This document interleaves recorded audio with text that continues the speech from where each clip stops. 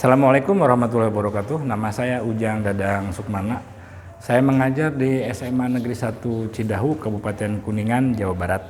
Dan saya mengajar di kelas 12 untuk mata pelajaran ekonomi. Dan hari ini saya sedang berada di kelas 12 IPA 1 ya.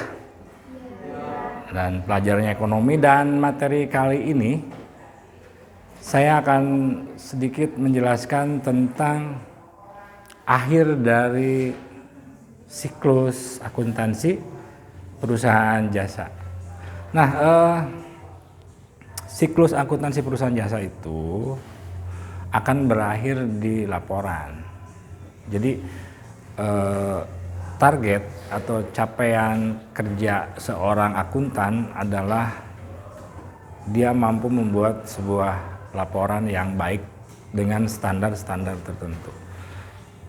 Jadi apa yang pernah Anda kerjakan dari mulai jurnal umum, kemudian buku besar, kemudian ke jurnal penyesuaian, kemudian ke kertas kerja, itu semua adalah bahan untuk membuat laporan keuangan.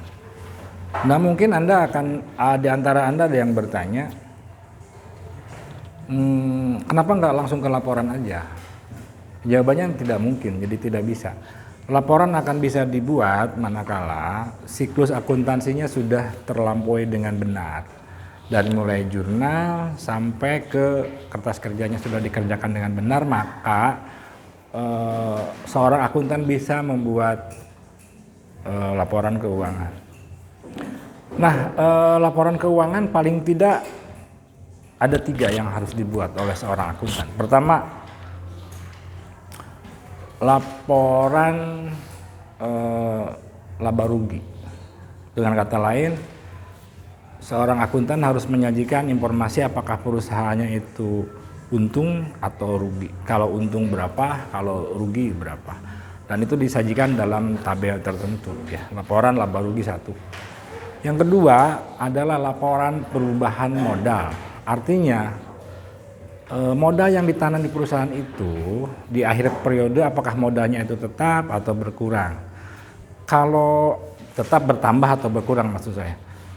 Perubahan modal itu adalah kondisi modal setelah ditambah laba atau modal setelah dikurangi rugi gitu. Nah, itu juga harus dilaporkan. Dan yang ketiga adalah laporan kekayaan atau neraca.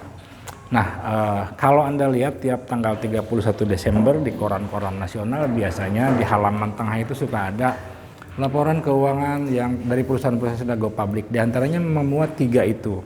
1, laporan laba rugi, kedua, laporan perubahan modal, dan yang ketiga adalah neraca.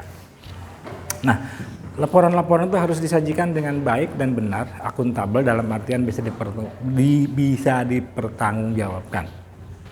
Nah, bagaimana cara menyusun laporan itu? Nah, kita akan pelajari sekarang ya. Tentu untuk membuat laporan, tadi saya katakan Anda butuh data. Nah, data yang terakhir yang dibuat sebelum laporan adalah Anda harus membuat kertas kerja. Kertas kerja ini akan menentukan apakah pekerjaan Anda sebelumnya benar atau keliru. Kalau kertas kerjanya sudah benar, baru kita bisa menyusun laporan keuangan. Jadi kesimpulannya, jurnal, buku besar, jurnal penyesuaian maupun kertas kerja, sebetulnya itu adalah kopean-kopean seorang akuntan. Semua itu tidak akan dilaporkan kepada pimpinan Anda. Yang Anda laporkan itu adalah 3 tadi, laba rugi, perubahan modal, dan neraca. Buat apa laporan-laporan itu? Kembali ke pokok bahasan yang pertama, bahwa ada banyak pihak yang membutuhkan informasi akuntansi. Ya, ada pihak internal dan pihak eksternal. Oke, untuk pertemuan kali ini sekian. Selanjutnya saya akan mengajar siswa dengan offline. Terima kasih. Assalamualaikum warahmatullahi wabarakatuh.